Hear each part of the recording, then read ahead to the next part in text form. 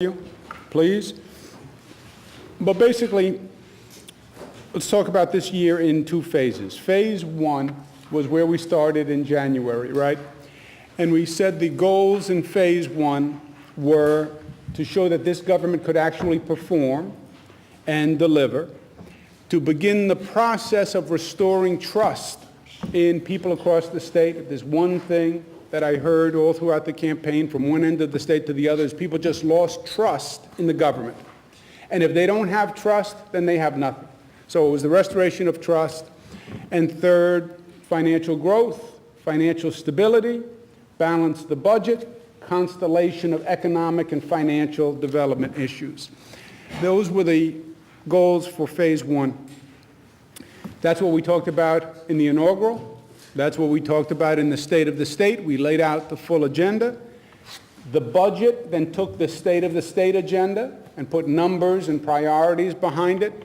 And the legislative session took those words, codified them into legislative initiatives, programmatic initiatives, and carried forth the same agenda. But all throughout, if you go back and look at the State of the State now, or the budget, they have the same, not only themes, same missions, but same priorities. And we carried them all through.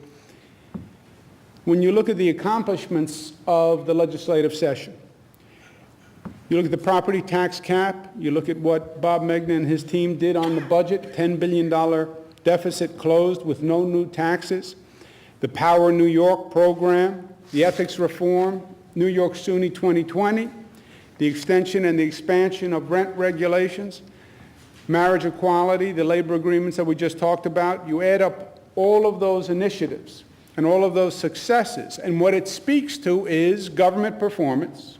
The state government worked. We began the process of restoring the public trust. We set a foundation of economic growth and economic responsibility, and we reestablished New York as a progressive leader, which it really was. And we've talked in the past about the great legacy of New York as a leader on the progressive issues and how other states followed New York. On marriage equality, you're going to see the same thing here again. We passed marriage equality. It's triggered a reaction all across this nation. And you're seeing other states respond and other state legislatures respond, and it really shows you the power of New York and how New York can be used for good. We're now entering phase two. If that was January to June, we're now entering phase two. And phase two is going to be a dramatically different situation. We're now going to operationalize the approach, right? First 6 months was Albany-based, was legislative-centric. This is going to be operationalizing that approach. Make the government work, redesign, reform, reorganize, government reinvention. We've talked about this. It's something I've worked on all my life, something that we need to do in New York state government probably more dramatically than we've ever needed to do it before. The government reinvention effort we call New York Works. The principles of the reinvention, which we've been talking about and we're implementing. Community first. It's a bottom-up approach, right? It's empowerment. We don't tell communities what to do. They know what to do. We are here to facilitate them. Regional templates. Yes, we work with cities. Yes, we work with towns. But the economy works or doesn't work in a regional context, right? Economically, there are regions. It's the Capital District region.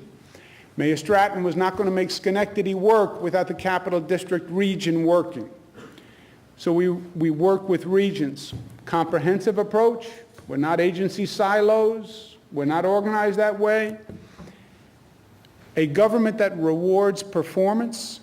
And this, if there's one point that we have to reinforce over and over, we're here to perform and we're here to reward performance. And think about that for all the programs. Competitions help do that. And a government that is organized by function rather than subject matter.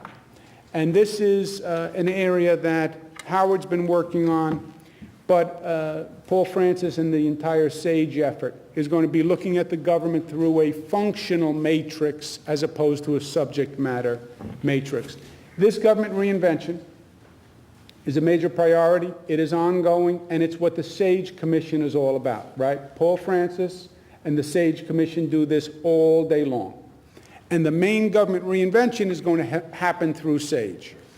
Some of it we can do by regulation. Most of it we're going to need legislation, and that's going to be on the legislative agenda for next year. So the comprehensive review, reinvention of government through the SAGE Commission, through those principles. That's ongoing. In the meantime, we're going to take those same principles and immediately deploy them for the purpose of achieving one goal, which is economic development, which is jobs, jobs, jobs, which, as we've discussed, is the main theme for the administration. And we're going to put two things together: a new state government approach to implement a new economic development strategy. So it's the government reinvention, New York Works principles, meets the number one priority for the state, which is economic development and jobs, and putting those two concepts together. The economic development program we call New York Open for Business. The components of New York Open for Business, the components of the economic development program, same as the reinvention for SAGE. Community first approach, it's bottom up, it's community driven, right?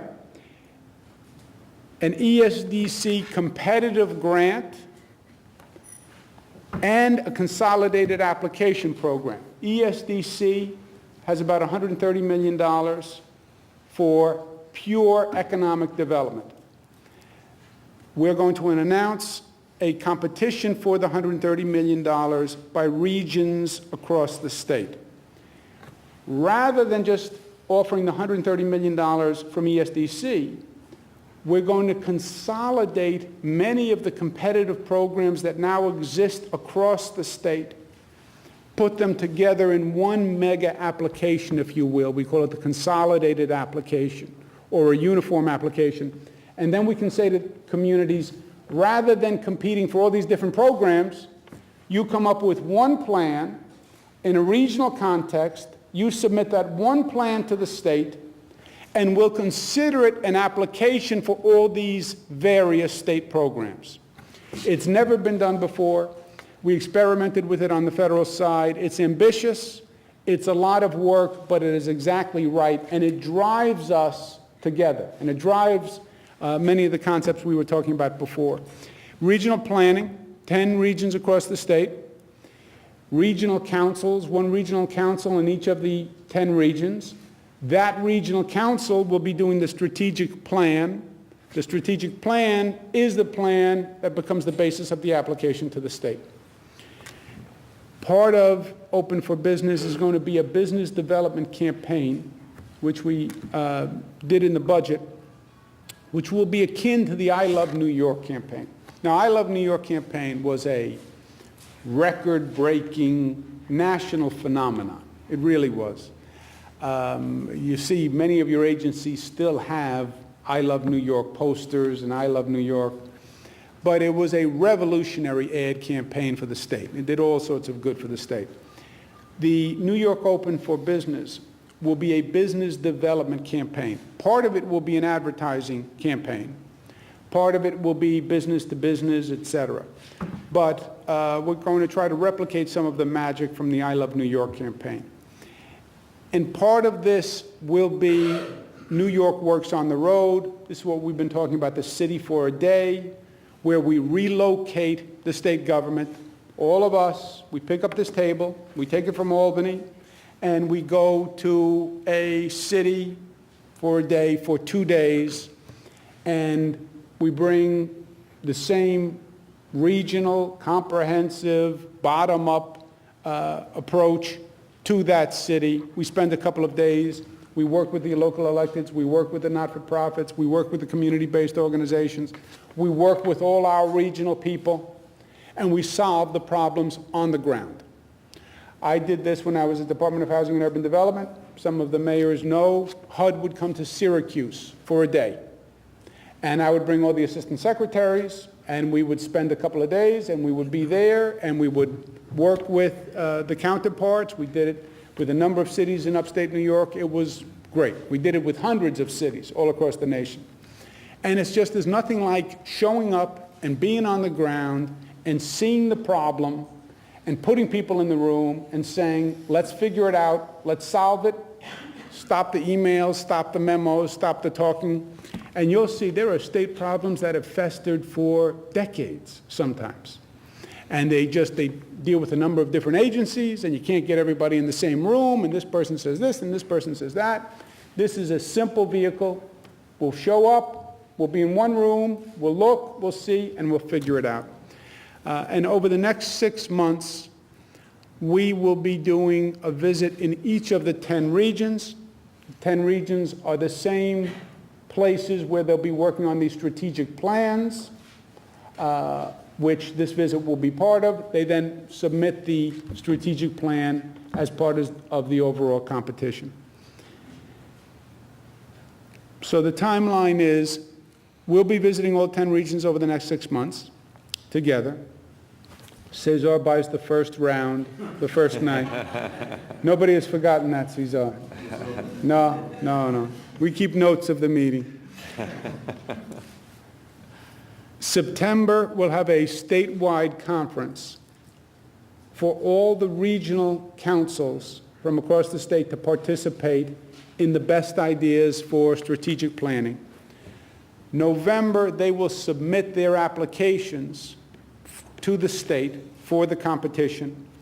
We will make the decisions between November and December, and at the end of the year, we'll make the awards based on the submissions from the 10 regions. So what we will have done for year one. First 6 months, government performance, public trust, to make New York work again. Phase 1 was January to June. Phase 2, government reinvention, focus on economic development. And that's where we will be. Last point, I think since, somebody asked me the other day, what's changed since January? We have two very powerful assets that we didn't have in January. One is we have a newfound credibility that we earned since January.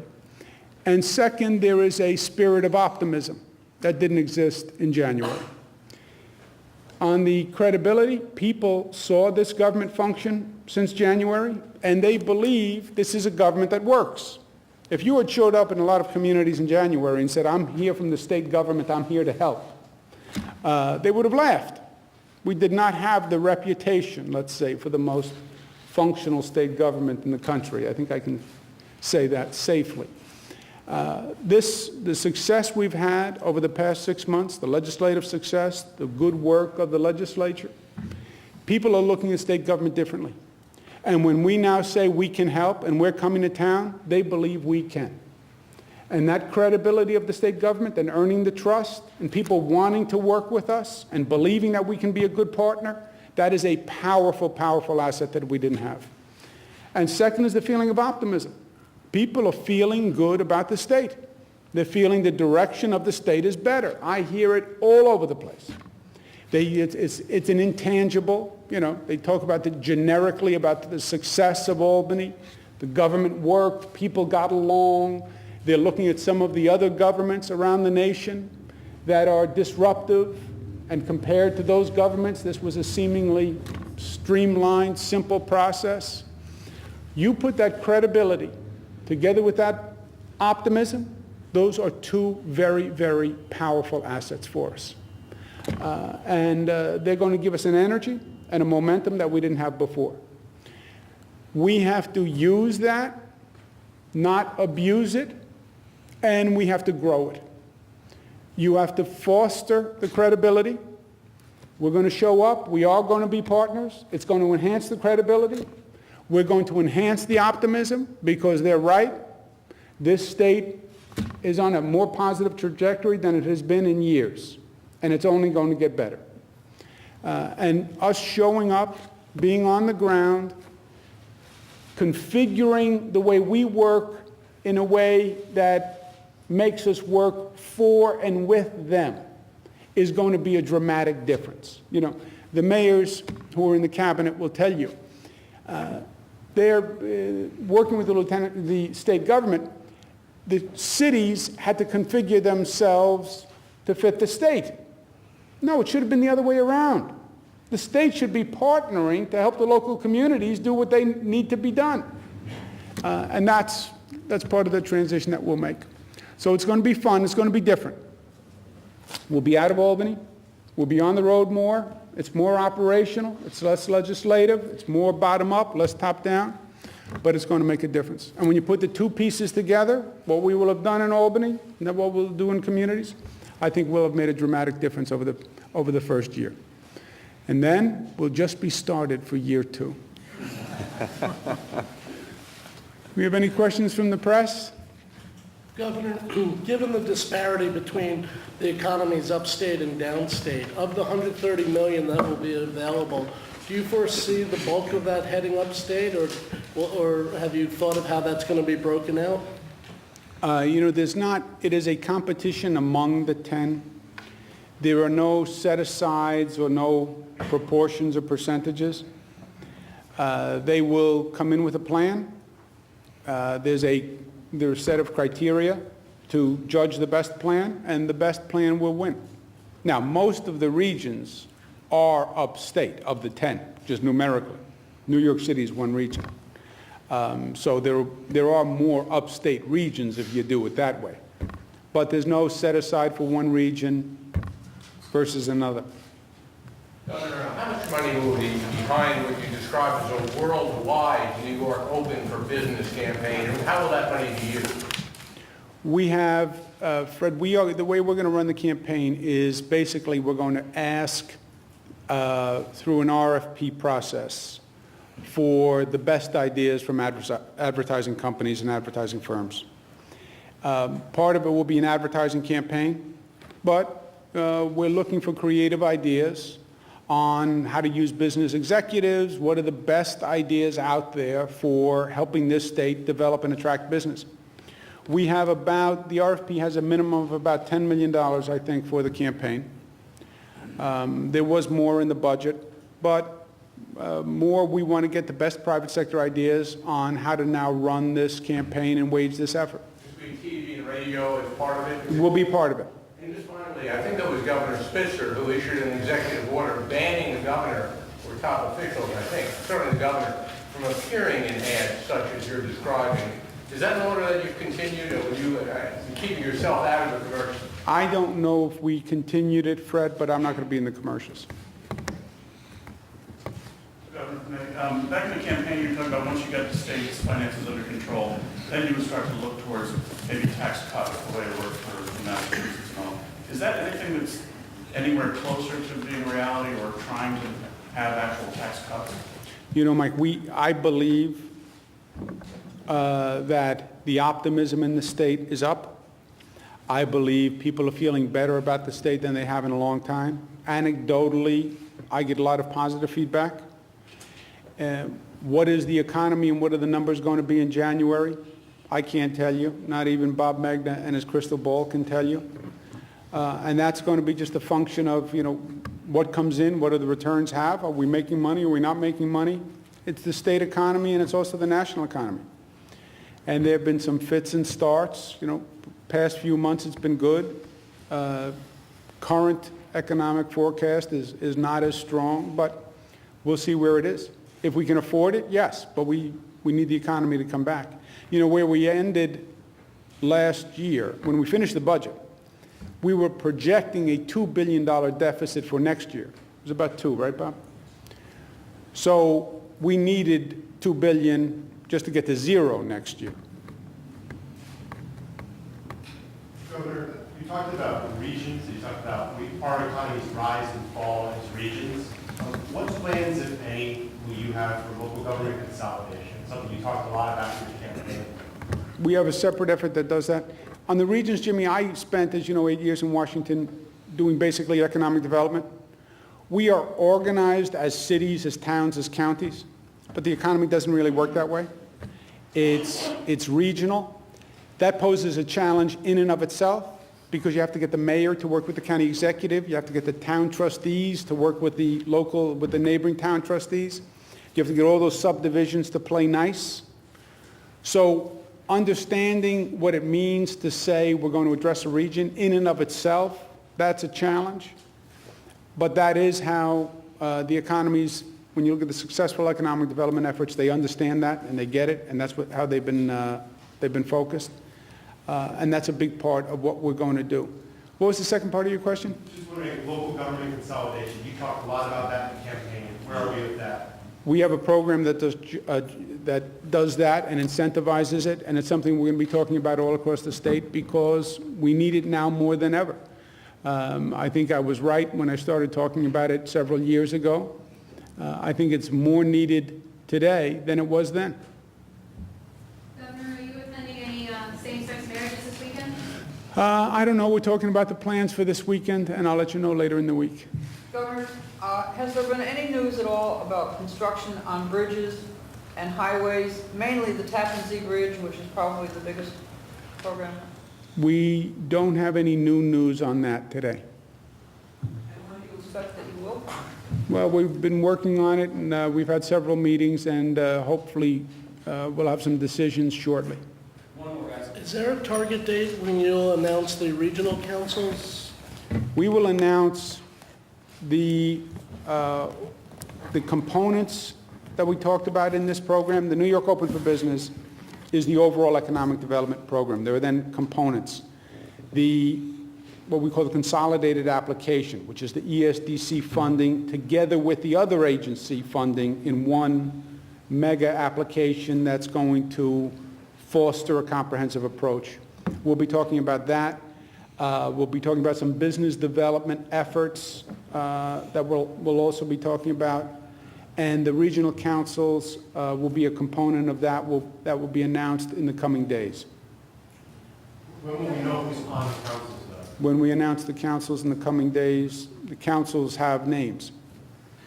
Governor, you talk about the efforts to show people that New York is open for business. Business owners are just this week getting a letter in the mail letting them know that they're going to owe money toward the $95 million interest payment on the unemployment insurance loan.